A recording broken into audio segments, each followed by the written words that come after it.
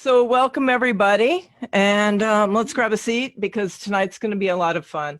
We're going to be talking about animal communication, which is one of my favorite topics. And you guys can't even see me because I'm too busy trying to see everything else. We do have a raffle to do. So before we get started, I want to do that. And this was from last week's contest. And let me just pick one randomly. Okay. Tamara Jones is the winner of last week's raffle.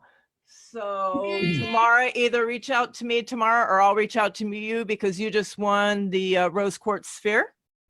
Yay. Yeah. So we got the raffle out of the way. There'll be another one at the end of this show. So with that said, we all know tonight's topic is animal communication. Most of you know the crew. So I would like to introduce Eric Chassey, hey Eric, who is very well known in the animal grooming world as well as the dog competition world, correct, Eric? Yes. Because Eric's a groomer along with myself, which is how we know each other.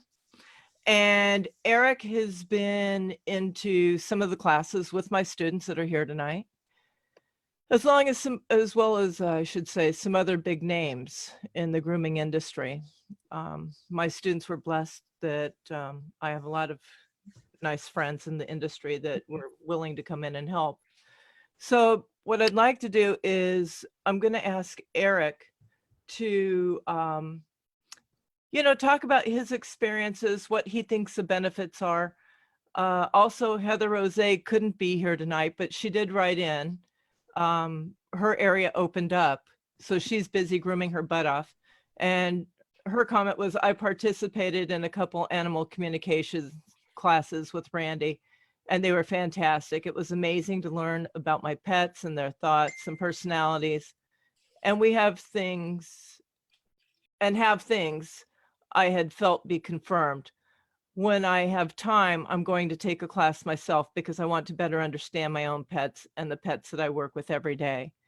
So, that was nice. And Eric, would you be willing to share your thoughts, your feelings, and what you think the benefits would be? And then when you're done, we'll open it up to everybody to ask questions. Okay. I thought it was really cool, finally hearing, I kind of always knew what my dogs were thinking, but to hear it said was really awesome. And then to have some of the quirks that I didn't understand why they were doing the things they were doing, to have those explained or explained to me through the animal communication was awesome. Because it solved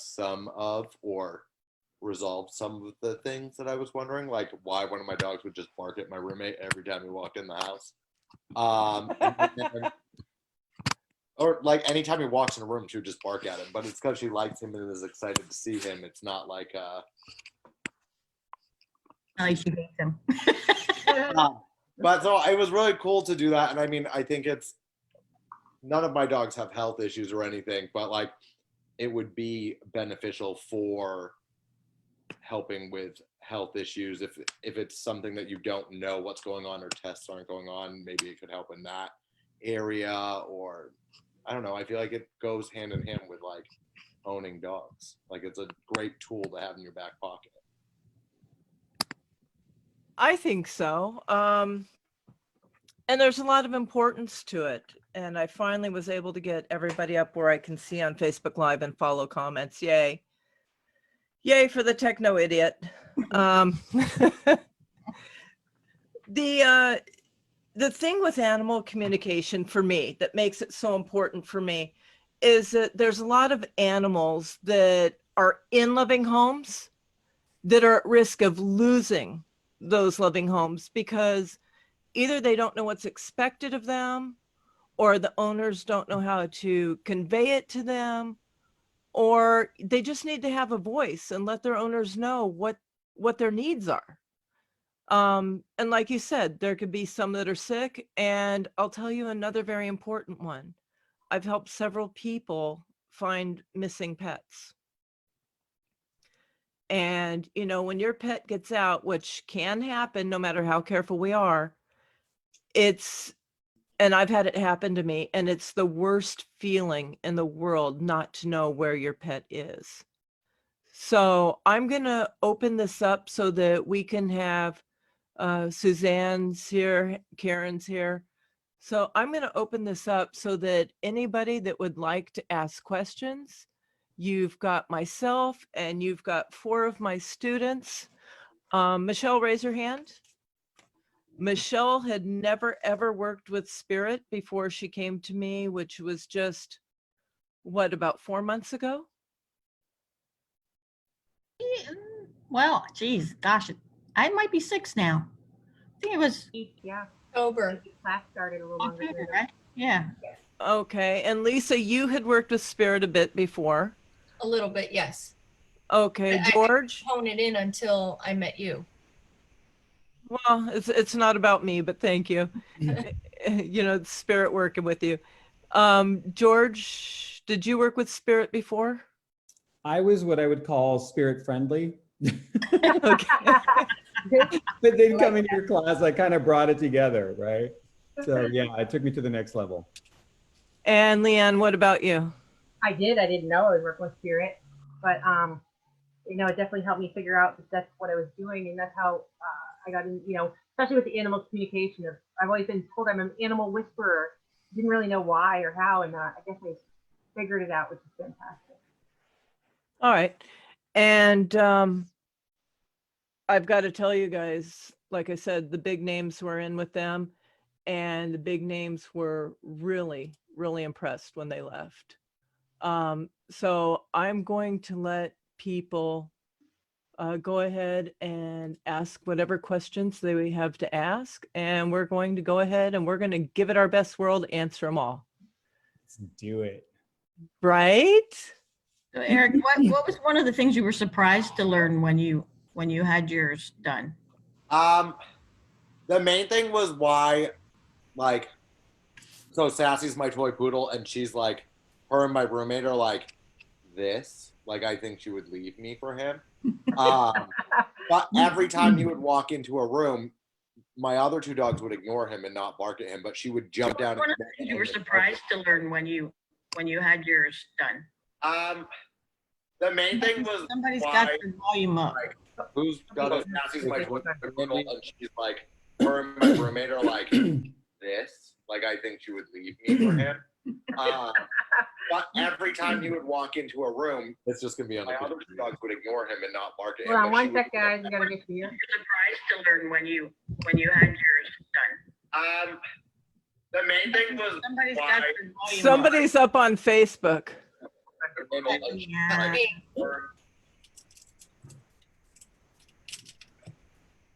Okay, did that correct itself?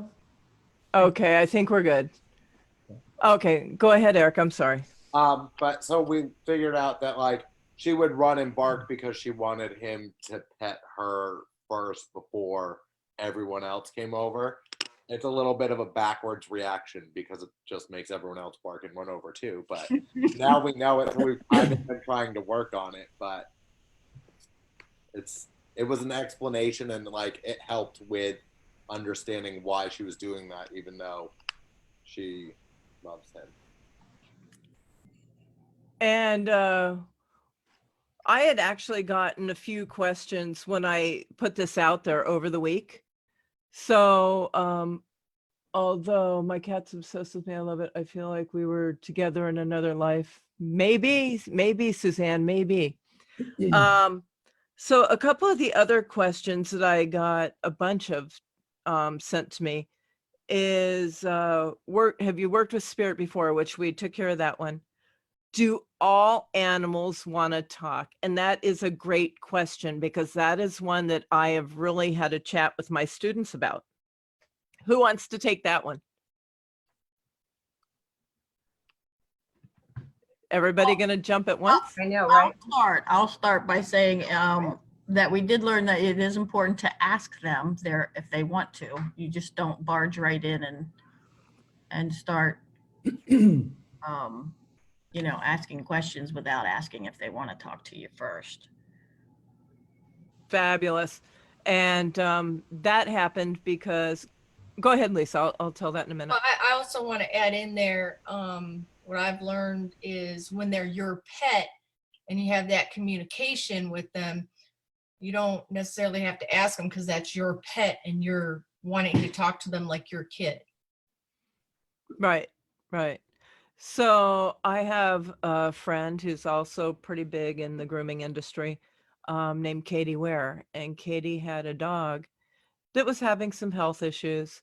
And I said, "Oh, Katie, let me check in." And I started talking to the dog, and I'm not going to get into particulars, but the dog gave me a particular answer, and it was wrong. And I tapped back in when I found out it was wrong, and I said, "What's going on here? You lied to me." I said, "I didn't lie to you. You asked me if everything was good. I said everything was good because it was, and you didn't bother to ask me if I even wanted to talk to you." And I'm private, and I'm like, okay. So I learned from that point on that I can't make an assumption that just because I'm friends with somebody that their pet is wanting to chat with me. We have to be respectful. There's a level of respect that needs to be maintained. Does anybody else have anything to add to that? Absolutely, Randy. When I started taking, the class with you, I kind of knew that maybe I was communicating with the animals, but I wasn't exactly sure. And once we learned a few techniques, I remember the very first dog that I've been grooming for 7 or 8 years now. He is the hardest dog that I groom, and he's a little tiny Yorkie in Levi, and he is a little shit. Let me tell you what. And I mean, I've groomed this dog since he was a rescue at 2 years old, and nobody knew what happened to him before the guy got him. And I remember, I tried everything with this dog, and he's just afraid, legitimately afraid. And he came into my shop after this class had started, and I said to him, I was talking to him, and I said, "Okay, Levi, what happened? You've got to tell me."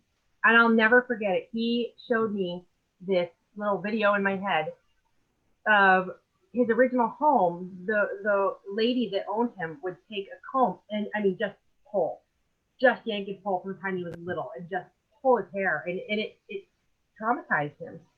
And it's funny because after that day, the only time I groom him again for 7 years. Now I groom him only when my husband's home, because if my husband's home and holding him, I can keep the dog.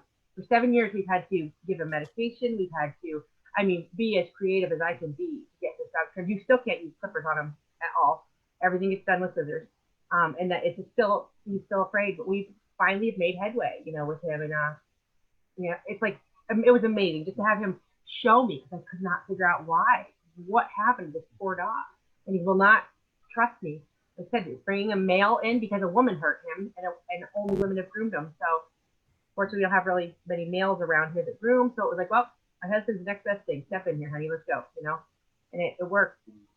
So Eric, we've got 3 groomers in here that are students. Okay. My personal feeling is that we need more groomers that are animal communicators. So in total, there's 5 of us in here that are groomers. Yeah. What are your thoughts on that? Do you, after being in one of the classes and getting readings, do you think that it would be beneficial for groomers to learn this? Yes. Yes, I do. If you're not going to take into consideration how to deal with bad things, and you have to learn how to deal with bad dogs in one way or another, either with Absolutely. behavior, or learning why they are behaving the way they are behaving, so you can, through communicating with them. So I feel like one of the two, if not having both, is a great thing. Right. I know that for me, it really helped. I had a dog that I groomed for quite a while. As a matter of fact, I have a video on learntogroomdogs.com where I was doing this dog because she was very difficult. And over the years, I came to love her so much, even though she made me leak more times than I can count. Um, I lost more blood with her than I can tell you. But she was an interesting one because she told me, I tapped in with her a couple times and she told me she loved me. And she did before I started grooming her, but she just hated the grooming process. So once I started, that was it. And once she realized, she was probably the only dog that this has ever happened to me with. Once she realized that I knew how to communicate with her, it irritated her. It pissed her off because then she felt like I learned her secret. So that was an interesting one. So here's a good one for my students. What is involved in learning? Time, mostly. Patience. Lisa? Practice, practice, practice. Yeah, lots of practice. And dedicating a lot of time to really sit there and connect and to figure out the techniques, because it takes a little time for some people that are not as quick as others. And I think that's going to be key, right? Is just actually dedicating that time every day. And again, it goes back to practice and practice, as Lisa. Well, here's what I can tell you. I will only take students that are going to be dedicated. I'm at a point in time where the people that, oh, I just want to learn. No, because I want to turn out people that are going to really be helpful to animals. And what that entails is coming into class every week for an extended period of time. That entails a lot of exercises that I put them through, and it's not always easy. That entails being willing to follow some guidance, being willing to do a lot of practice, because the only way you're going to get good at it is if you get confident. That means you have to know what it feels like when you're in that, let's call it that zone, for lack of better reference.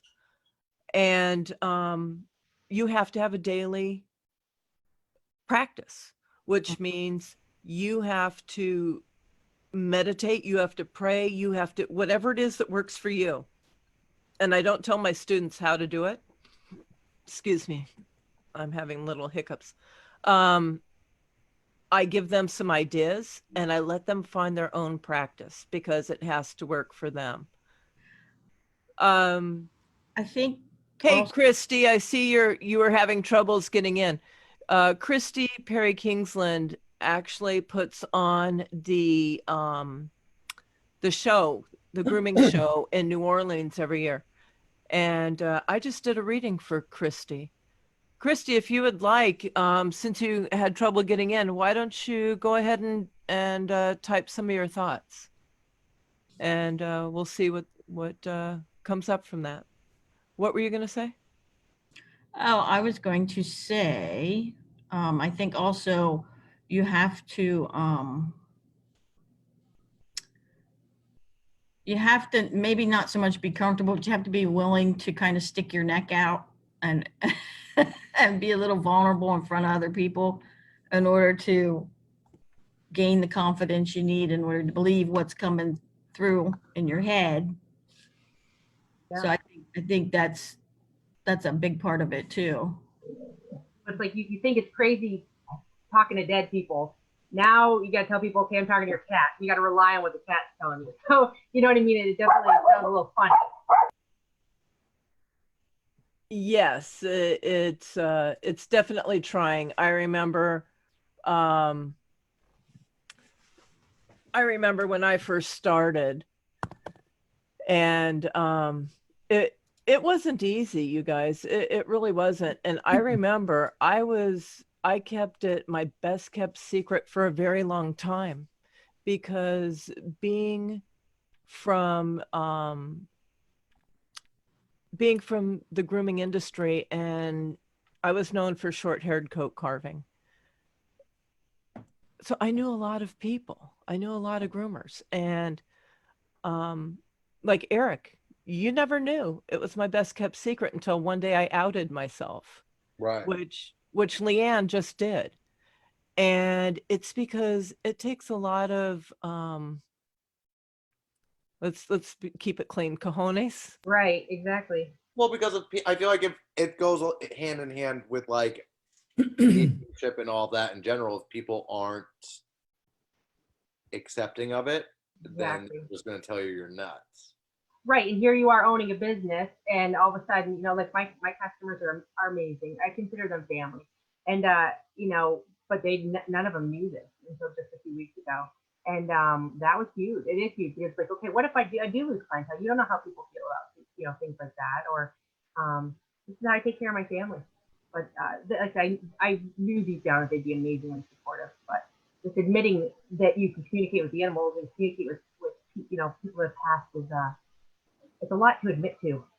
It is. Yeah, and especially think when not only do you own a business, which I did, but on the other hand, I was traveling and going to dog grooming shows. So, you know, I'm around all these people. So it's like, it's not, for me, it wasn't just this over here. It was this and this. And, you know, oh my God, are they all going to think that they need to call the guys in the little white jackets to come and get me?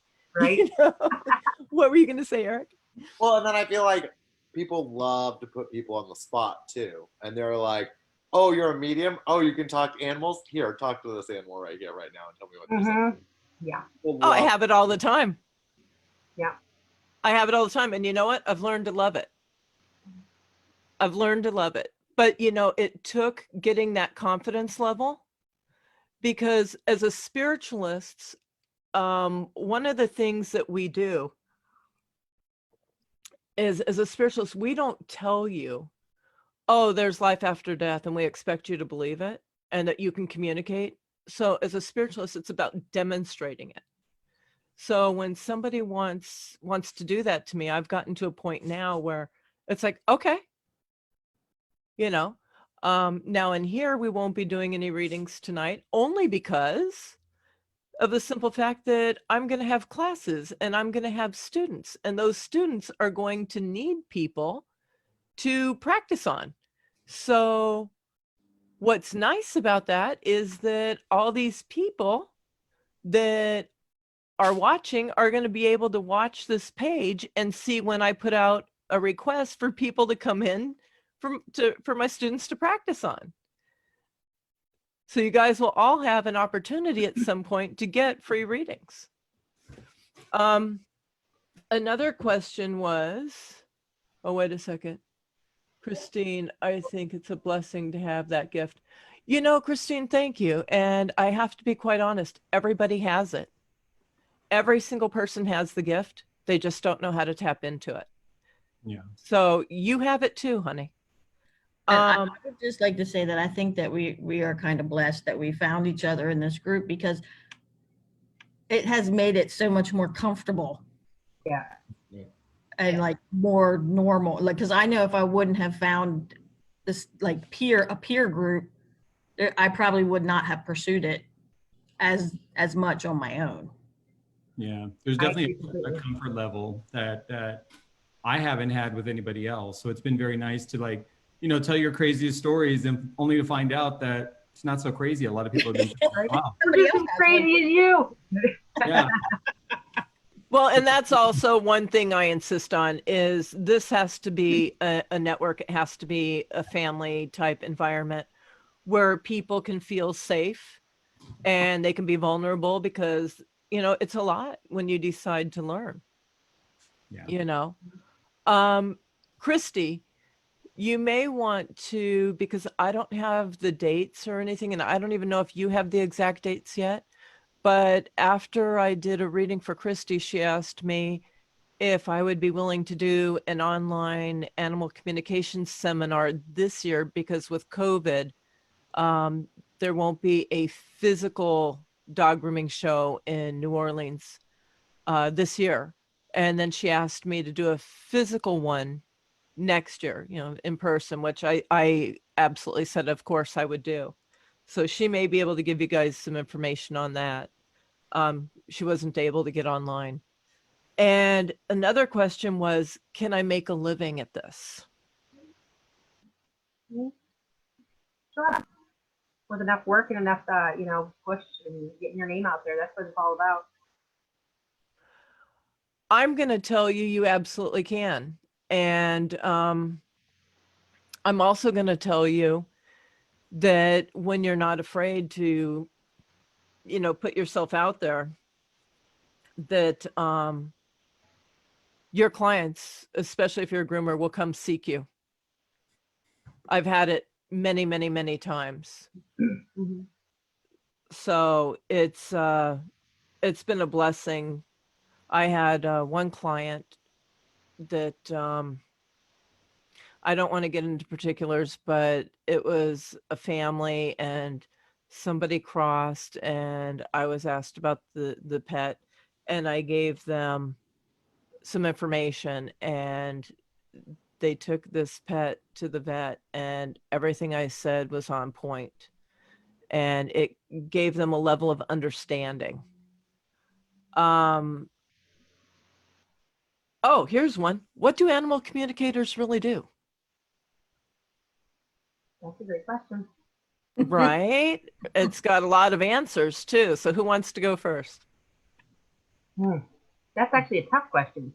I mean, the simple answer is we communicate with animals. Right. But if you go deep, there's a lot of answers.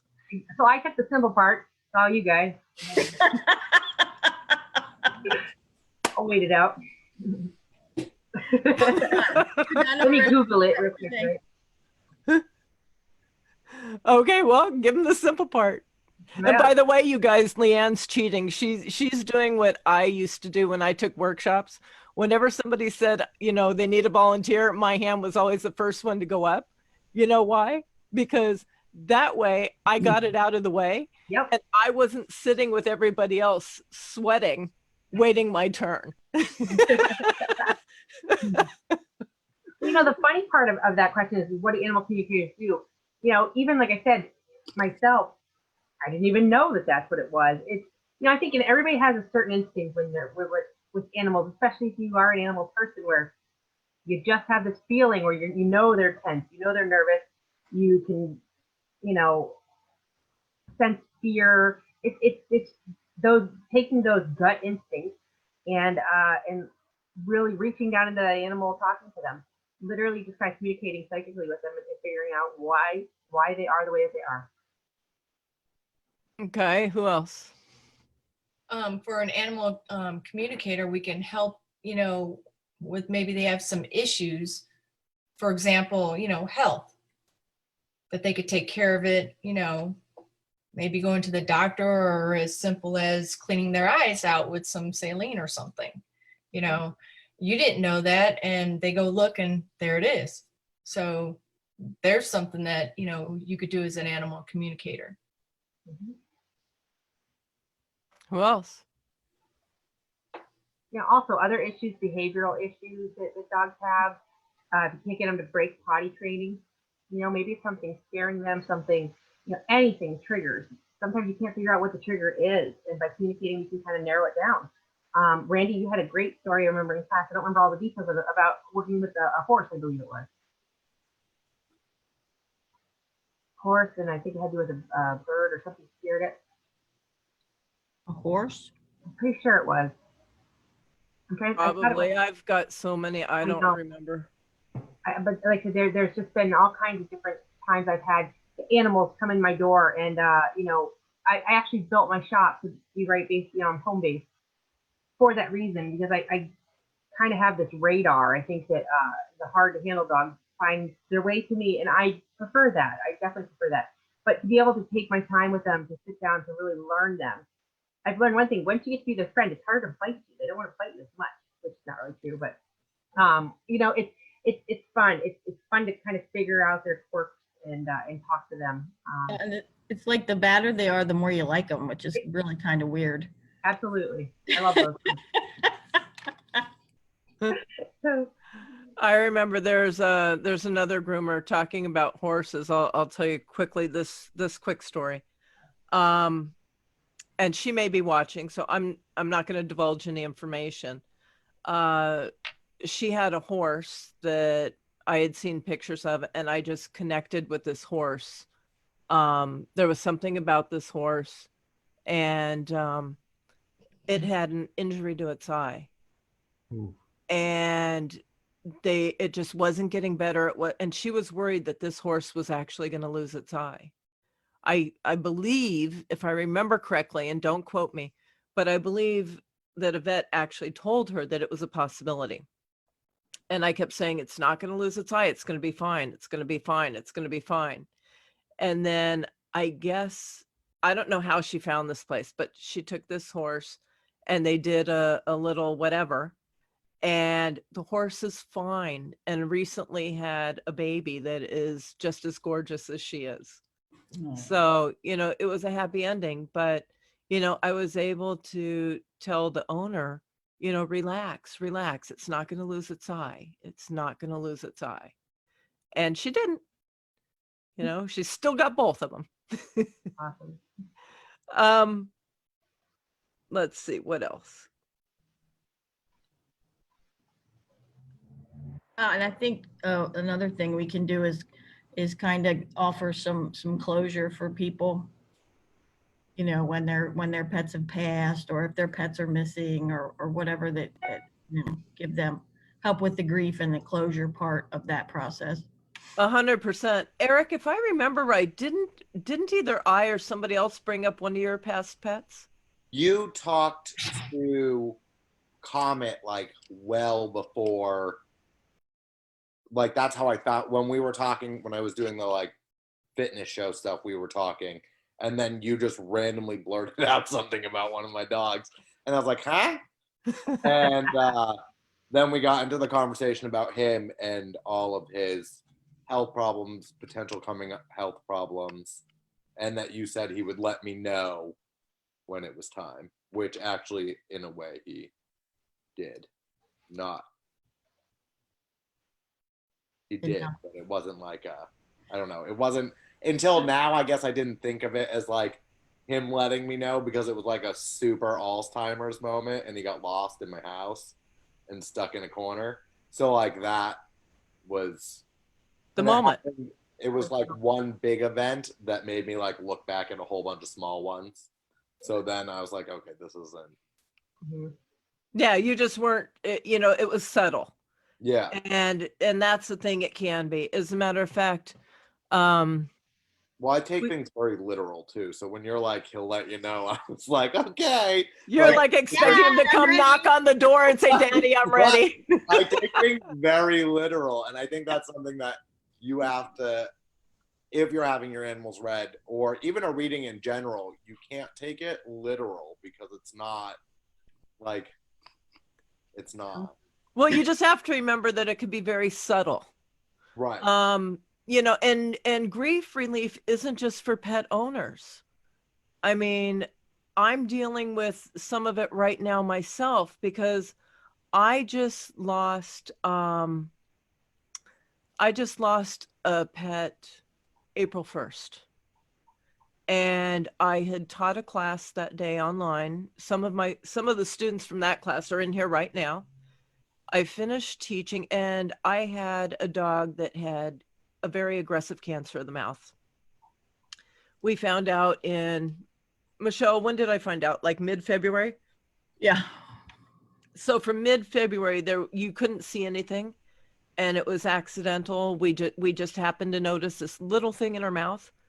By April 1st, she had this giant tumor off the side of her face. And the fact that I do what I do, I could tell that it was getting close. And, when your spouse isn't ready to let go, you're not going to be like, honey, it's going to be any minute. So I was sitting in the chair, and all of a sudden she had a seizure in front of both of us.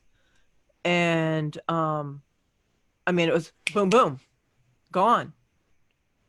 And her sister, which isn't really her sister, but my other dog, is in severe mourning, because they were together this one's entire life.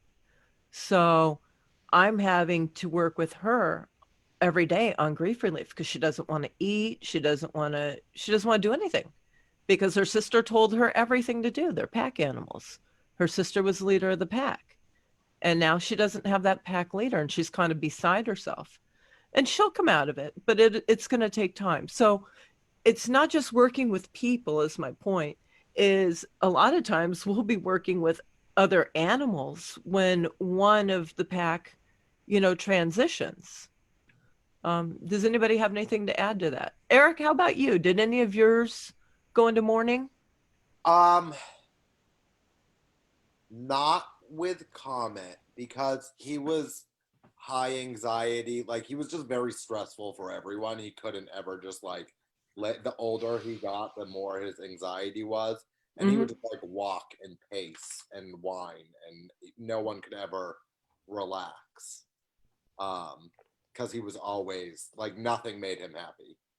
He was just so anxious about everything all the time. But with my pit, when he passed, we definitely had some mourning from the dogs on that because he was kind of the one that held everyone together. He was the steady one. Yeah, he was the best one. He was the leader of the pack. Yes, he was the best one there ever was. Shh, Just recently, they're listening. Shh. right? Yeah. No, I tell them all the time. Nothing like causing insecurities in the house. No, I'm joking. And yes, people, they do understand what you're saying. Right. They do. Recently, I had one of my customers that had 2 dogs, and the one dog was getting older. And I have not told her this, but she does know I'm a medium. Actually, she handled her husband that's passed away. But the dog had come to me, and I knew when I was grooming the dog at the time, that it was sick, and I could tell it wasn't going to be long.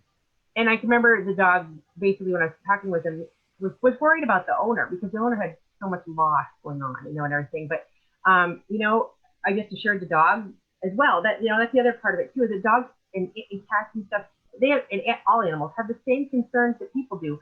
If you're sick and dying, you're going to be worried about who you're leaving behind. You're going to be worried about those things. So it's nice, to also help the animal relax about it a little bit.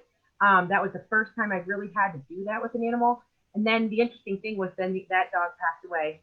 And then she brought her other dog a couple weeks later, who you could tell is just devastated by, the loss of the other dog. And just talking to the dog and just, assuring them that they're okay. And she wants you to play with her toy, because the other dog was showing me her toys. I felt like I was doing a reading, like not for, my neighbor's, mother that passed away or something, but I'm doing a reading to the dog from another dog. It was very interesting. But it was true, the dog, the owner had said later on that the dog wasn't playing with toys, wasn't getting any toys out. Well, come to find out the dog that was still alive was afraid to play with the toys because she knew not all those toys were hers. And after I talked to her, she started playing with toys again. You know what I mean? So it can definitely help. It can help in those situations. That was awesome. That made me feel so much better for this dog who was just so sad, Yeah, it is. And I'll tell you, I've actually had to help people that were getting ready to cross. I've actually had to help a few people deal with the preparation and the anxiety, to make their crossing easier and happier. Oh, look at the baby. Beautiful. Show everybody your baby. She's spoiled. Oh, I'm jealous. Show everybody, Eric. Hold the baby up. There we go. She's like, keep petting me, please. Right. That's one of his competition dogs. I have a dirty Shih Tzu. You have a dirty Shih Tzu. Yep. I just gave her a bath. So yeah, she's not dirty at the moment. It's for 5 minutes. I think all groomers have dirty dogs unless they're unless they show. Right. Poodle is my little garbage pail kid because now that I don't use her for contests anymore, she doesn't want to get a bath, so I'm like, fine, don't get a bath until you're nasty. Oh, and see, I was one of the smart groomers because I never had dogs with coat. Mine were always short haired. So So let's see. Oh, Sandra said you have a beautiful puppy. And we do have a question. So Donna wants to know, do you literally speak to the dogs as in about grief, or is it a silent communication? So I'm going to let you guys answer that. You're on mute, Lisa. But it could be both. I mean, you just have that, your third eye, you know, you see that the communication's coming in, or you could actually speak to the dog, you know, what do you think? And, you know, it'll talk to you silently. You just have that knowing. And that's how I communicate. Okay. Well, there's several different types of clairs. So you can see, the dog can show you essentially pictures. You can hear, your guides will talk to you. A lot of times I'll use my guides as intermediaries. They'll give me information, I'll give information to them and have them send it back. And sometimes I will. Sometimes I'll just talk to the dog out loud, and you know, I'll either hear an answer or, you know, I'll get a picture that'll tell me everything I need to know. What about you guys? I'm the same, Randy. I use my guides. I think I use my guides for everything. It just seems like it's more accurate and it's a little quicker for me, particularly with animals. That's how been my experience. Yeah. I just take the cues from them. You know, even if I don't realize that's been an issue too. I don't realize that I'm communicating necessarily with them all day long when I'm working. And you know, grooming is exhausting as it is. You're hands-on all day long. So when you're physically exhausted and then you become mentally exhausted from tapping in and reading their energies all day long, you know, it can become a lot. So I wouldn't have it any other way though. So if one of them's communicating with me and I feel like they're, I know she's gonna do this next, I'm very routine with them. Ask anybody that works with me or walks in the shop. I make up songs. I sing all freaking day long to these dogs. You know, I mean, they all have songs. And my husband wants to know he doesn't have a song with his name in it. It's like, well, you're not a dog, so you don't get me. You don't get a dog song. But I don't know, anything like that can help them. That's, you know, anybody that loves animals will do anything they can to help them. So. Oh, you mean we don't play with dogs all day long like people think? I wish. No. Right, Eric? People think that we have this wonderful job. We get to play with dogs all day long. If they only knew how many times we got shit and pissed on. Or not just that, but people don't realize how physical of a job it is. I've had a lot of people that thought that I just played with dogs all day long that came to work with me. And after 2 hours, they're, oh my God, how do you do this all day long? Yeah. Because we're contortionists. We have to get into positions that just aren't normal. So Sandra wants to know, do animals have spirit guides too? My response is absolutely. Absolutely. They have a soul. They have spirit guides. You know, someone else may have another medium may have a different take on that, but mine is 100% hands down. Absolutely. Would you guys agree? Absolutely. Yeah. Absolutely. All right. And let's see if there's any more questions.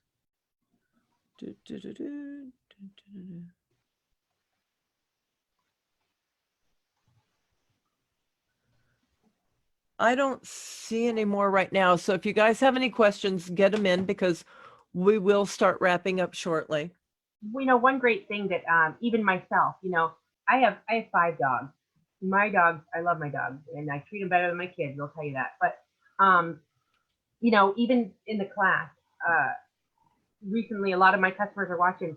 They know that Target, my one dog, my Chihuahua, was really sick for a little while there around Christmas time. She ended up being diagnosed as diabetic, and we've had some really big issues getting her insulin figured out, and she literally went blind overnight. And I saw the personality change in this dog. You know, I had to take my feelings out of it, and I just didn't trust that what I was reading with her was correct, because I thought to myself, you know what, she's miserable. Maybe I should look at putting her down. She's not liking the shot. She doesn't want her sugar tested. you know, she's all over the place. Now she's blind on top of it. Can't even sleep on her own bed, which is what this dog loves to do. And I came into the class actually and had you know, Lisa and Michelle actually were the ones that read her for me. And I tell you what, that was a lifesaver because you know what? Right after that, they helped calm my nerves. They were like, she's okay. She's going to adjust to it. She's showing me, you know, that she's starting to feel more confident already and motor around. And you guys told me, you know, the shots don't bother her and stuff. And, you know, it really made me take a step back to the information they were able to give me. As a groomer that knows dogs, and dogs are my life. But you know what I mean? They talked me off the cliff and target to happy little camper again. So. Well, and when it's your own pets, it's not as easy because you have an attachment to the outcome. Absolutely. You know, and just like I won't do any readings for family, friends, or my students because I care about all of them. So I have an attachment to the outcome and that can get in the way. The next class, I was just asked, when is the next class going to be? So that's kind of an interesting question to answer because my classes are long-term, as these guys can tell you. It's about 25 weeks, 1 night a week online. We're in the middle of a mediumship class right now that we recently started. So the next animal communication class, probably, I haven't decided yet when I'm going to start it because this class, I think, ends September, October. And then we've got the holidays. So the next animal communication class, a big full one, will probably not be until the beginning of 2021. However, with that said, hold on, Christine, I see your question. Give me a second, honey. With that said, I will be doing the online with the Mardi Gras Pet Expo, which is Christie's show in New Orleans. Hey, Nicole. And I think I may have a couple of other online ones coming this year. So if you keep an eye on this page, you'll be able to see those. But then you know those are going to be great and they'll open you up, but then you're still going to need practice. So what I will probably do is after the show in New Orleans, when I do the online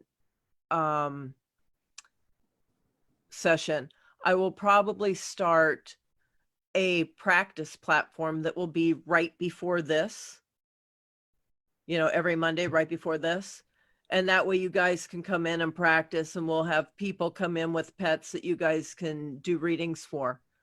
Let's see.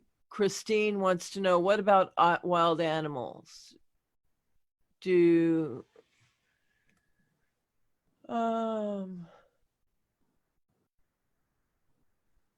Oh yeah, animals will communicate with us when they're outside. Absolutely. And no, it does not sound silly. I probably look silly because I'll be outside. Oh, hi, meow. Hi, so-and-so. I'll be walking down the street or I'll be out in the wilderness and I'll be talking to all of them. Yeah, it gets kind of interesting. Here's another one. How do animals process their sudden death and how the people they left behind are processing the death? You know, that's a really good question. I'll take that first since I just lost one recently. I will tell you that she knew she was going to go.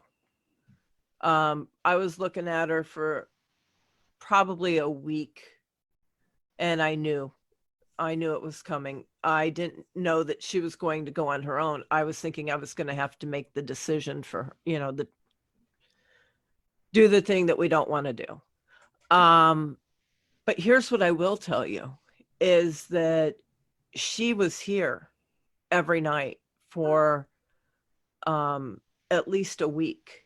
And what she did is, a lot of people know that I had a little dog that we had found that was in horrible shape. He was knocking on death's door, and his name was Papacito.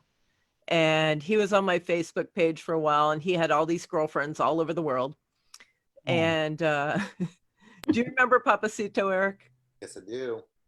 And Petey, when she came each night, she brought him with her. I think he was really actually showing her the way. And one night I went to bed, and my wife had gone to bed earlier.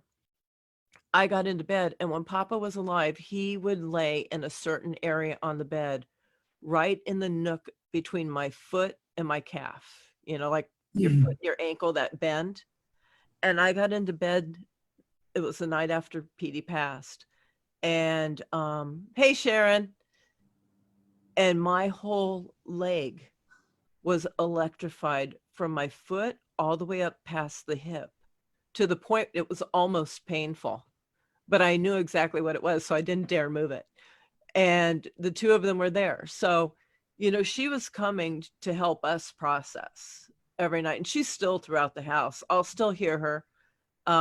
The next morning, my wife got up, and my wife, I mean, she's got abilities, but she hasn't honed them. And she literally saw Petey in the hallway the next morning when she got up. So they will come in and they'll help us process. Does anybody have anything to add? I would just say that they are okay. They are so okay with transitioning normally. We really are the ones that aren't okay with it. I mean, they're more concerned about us than what's actually happening with them, because it's like a normal, they're so in the moment, and they're so like, it's such a normal thing for them, that I think that they worry more about us and how we're going to do when they have to go. I would agree with that, except for in traumatic situations, like being hit by a car unexpectedly. It's like, what happened? Right. You know, and it takes them a minute. Right. I mean, they're still okay with it, but they're just like trying to comprehend what just happened. Let's see. Donna says, my experience as a wildlife rehabber. Oh, nice. Showed me that wild animals will communicate with you. Absolutely. 100%. Hands down. I agree. Absolutely. I've been blessed that I've gotten to be next to a lot of wild animals. And they've all talked to me. The last one, and it's on my Facebook page, I was kissing a giraffe, and it was very communicative with me. And it was such an amazing experience. And I don't know about the rest of you.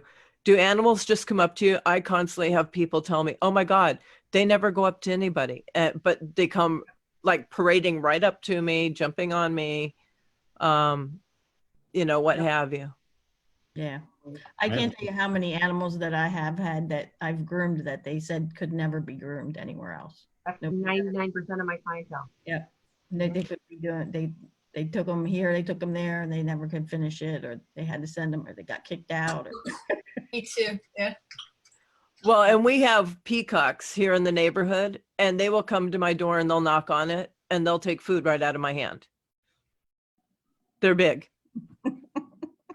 But I learned the hard way. Do not try to talk to them in their own language, because one time I tried to mimic them, and I'm going to tell you this, there's 5 of them, and I got chased not only back into my yard, but up on top of my RV because they were not playing. Okay. Somebody was going to kick my behind, and it was just which one. So don't try to mimic a peacock, just word of advice.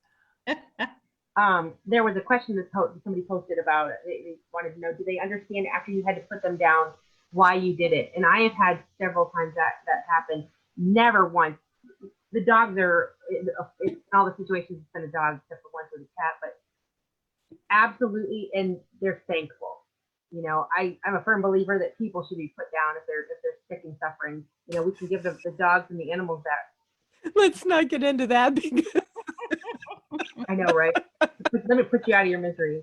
That's a whole nother show. Yeah. you're so miserable and negative. No, I'm joking. Down you go. internet taught me how to make chloroform the other day. But true story, you know, like I feel like it's perfect. It's wonderful when the dogs come back and they're like, no, that was what you needed to do. Look it, I'm good. So If you all see Leanne on the news, she was not one of my students. He was really interested in that post. I remember seeing that. it was really cool. Yeah, I'm like, I think the internet just told us how to make figure out something making, you know? Eric, did you have something to say? I have a question on the reverse, because I guess I never thought of it until now. How did dogs process losing an owner? Like, Ooh. because Sassy, her previous owner, had died and she was with, I think she had 2 other dogs with Sassy. And then the 2 dogs went to 2 different homes and I took Sassy. But so how do dogs process the loss of an owner? It can be very, very difficult. Nicole just posted something. I'll read it in a second. I have, most of you may or may not know, but I started the Loving Realms Spiritualist Church here in Fort Lauderdale. So I'm the founder and the lead reverend. And one person on my board, before I knew her, she had talked to somebody else I had done a reading for. And he told her to contact me. And she had just got a cat that she had adopted. And she and this cat were just not getting it together. And she called me crying. She's like, I want to keep this cat. I want to give it a good home, but we're just not meshing. I don't get it. You know, she's very much a cat person. And she's like, please, I need your help. And I was really busy at the time, but A, because of who referred her, and B, because she was bawling and I understood, you know, the impact it was having on her. I juggled my schedule, which I don't normally do. I fit her in. And what happened was the cat let me know that its owner had passed away. And from what I understand, because the cat wasn't 100% clear on this part, I don't know if it got out of the house or if they turned it loose, but it ended up outdoors. And this cat was not understanding. It was an older cat. And I was explaining this to her and she's like, yes, that's exactly what happened. And so I explained to the cat that what happened was that its owner had transitioned and that it was okay for this cat to love her too. And she said by the time she had gotten home, because that was an in-person reading, that the cat and her relationship was at least 80% better. Now, the interesting thing is she had that cat for a while, because remember I said it was older. She had it for almost a year. And how about that cat transitioned on my birthday, which just passed, so it was a year ago. Wow. On my birthday, that cat transitioned. It wasn't it wasn't a coincidence. Okay, so Nicole says, yep, animals always come up to me. Just the other day, a huge egret walked behind. I can't see that. Behind. Walk beside me. Oh, walked beside me. He still comes around. When I go to my grandmother's in PA, there's a vulture that still remembers me and always wants to perch on my shoulder. Well, why don't you let him, girl? Well, I'm not too sure I would either, because you don't know, they could have lice or something, but Oh, I risk it for life. what's Oh. that? I'm gonna risk it for life. I'm gonna pet a vulture. You're not an animal lover. Oh, I'm not getting lice. I'm sorry. No, I don't want any bugs either. No. And Steven. No bugs for me. Sorry. Yeah, no, I'm sorry. I don't care. You can wash your hair, wash it out of your hair. No. There's just some things I'm just not okay with. And that's one. Nope. Okay, so any last questions?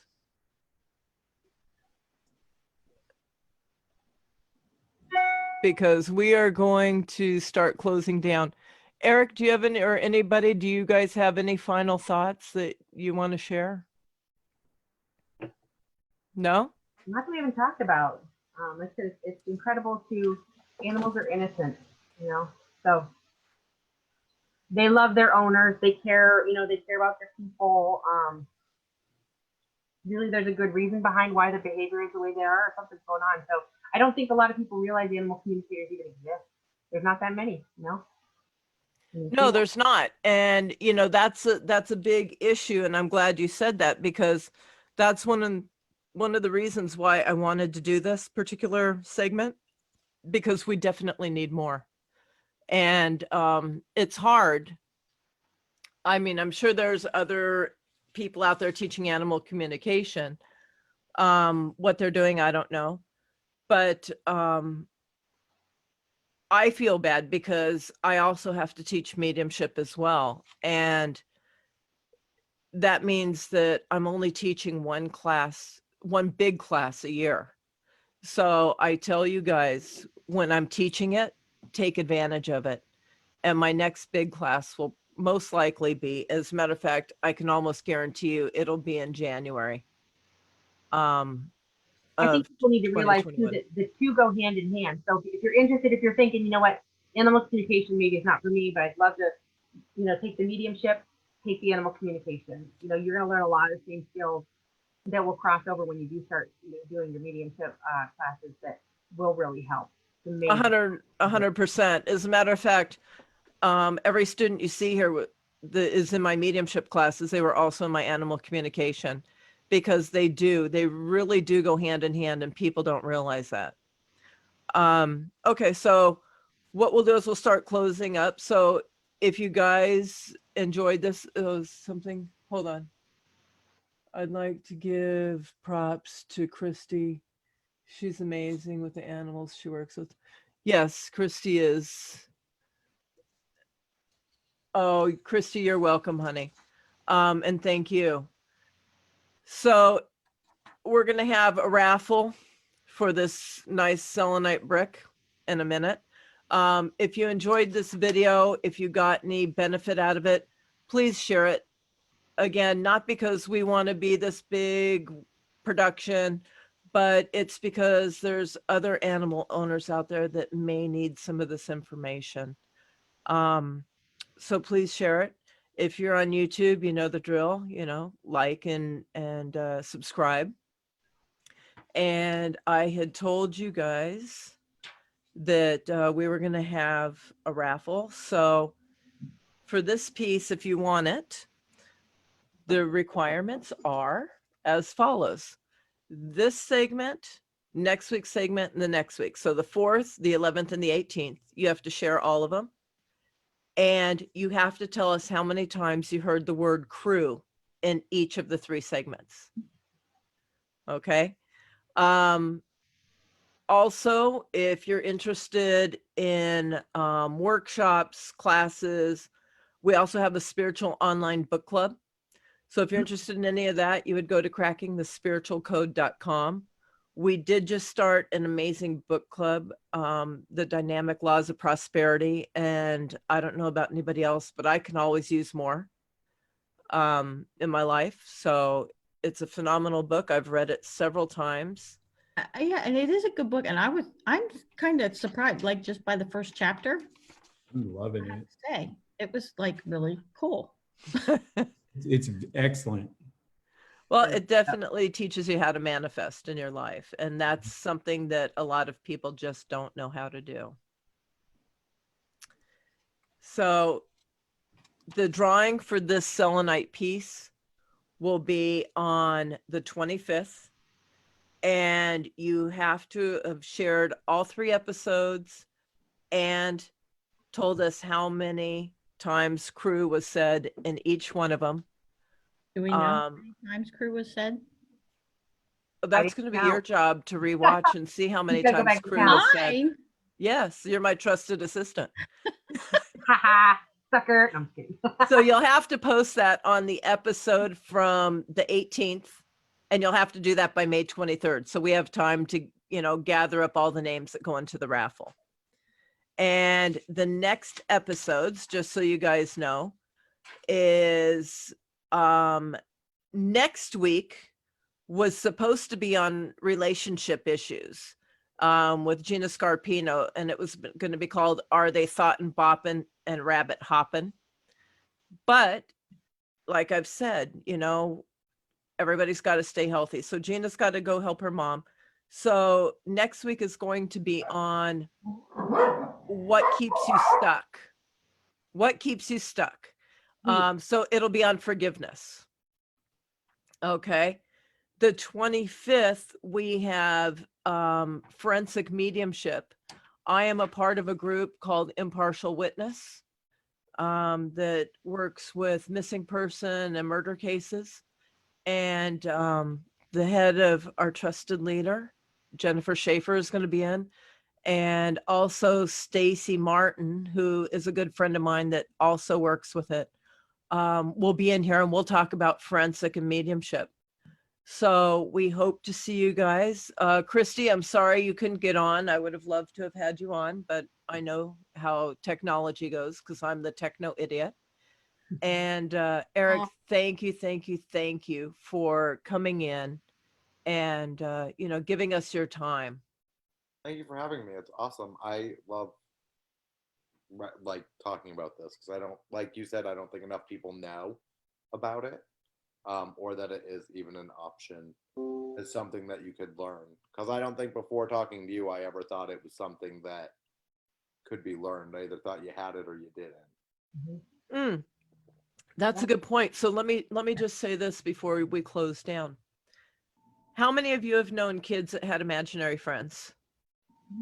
Raise your hand. Those aren't imaginary friends. Those are their spirit guides they're playing with. And here's what happens, you guys. So as little kids, we're wide open. My little sister, she's 10 years younger. I clearly remember her when she was very little.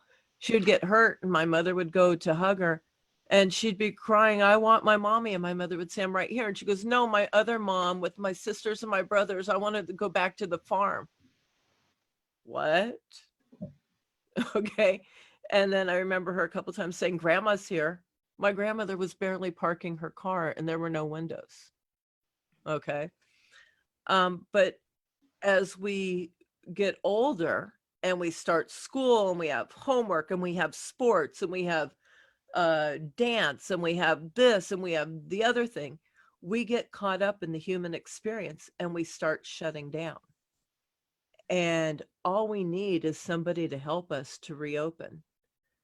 And, practice, but everybody has got it. Everybody, I mean, think about it. Just about every religion I can think of believes in life after death. Yes? Yes. We all agree?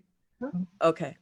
So let me ask you guys, what good is life after death if you're just completely ripped away from your loved ones?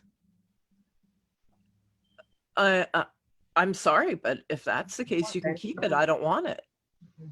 Right? And the universe wouldn't be so cruel. So they're there to help us. And as I've gone along and as I've progressed, I've actually learned what my loved ones on the other side do for me. My aunt was the retired bureau chief of the Department of Justice. When I'm working a case or even a missing animal, guess who comes in and helps me? Who better, right? I had another aunt, she owned a motel up in Lake Tahoe. When it's something with money, guess who comes walking in? Different people. And by the way, I actually have better relationships with some of these people after they crossed than I did when they were living. So yes, everybody has it and it can be learned. Does anybody else have any final thoughts? I just wanted to make a comment about Donna said thank you and that she'd learned things. She said, I have learned things I didn't realize about myself. And I think that's one of the reasons why we decided to do this every week, regardless of what the subject is just because people don't realize that it's not that uncommon. I agree. And if we're doing our practice right, I'm looking for it right now. If we're doing our practice right, we are always learning about ourselves. Where is it? Your practice. What are you looking for? I have a notepad that is tucked around here somewhere that it's a legal pad. And no, that's not it either. It's a legal pad, and I do automatic writing every single day. Oh, here it is. Every single day, you guys. This is all automatic writing. Okay, all these pages. And you know what? This is all from my guides. And all of this is how I learn and how I grow. And it's all done from, you go into meditation and you ask them to come in. I never have any idea what I'm going to write until I put my pen to the paper and I just start writing. I will know each word as I write it, but I will not know what it says until I'm done and I go back and I read it. And that's one thing I encourage all my students to do, is because you'll constantly keep learning. All right. So I think with that said, I think that we are going to wish everybody a wonderful night. And I think we'll head out. I am going to, and Eric, by the way, one last thank you. Thank you for coming into the classes. Thank you. Eric. My students really have progressed because of you guys. And you took time out of your schedule each time you came in. And I truly appreciate it from the bottom of my heart. It was an awesome experience. So thank you for having me and welcoming me into the group. Oh, anytime we're having one and you want to come in, if you want to come into the mediumship class, come on. Just all you have to do is just, send me a quick little note. Whenever, all I do is work. So I've got nothing but time at this point. So You know when they are. So, and if you don't remember, just send me a quick text and I'll let you know. all right. All right. All right, guys. Have a great night. My students, do me a favor, stay in for a quick moment, okay? Yay. Bye, Bye. everyone. Bye, everybody. Thank you. You're welcome and thank you.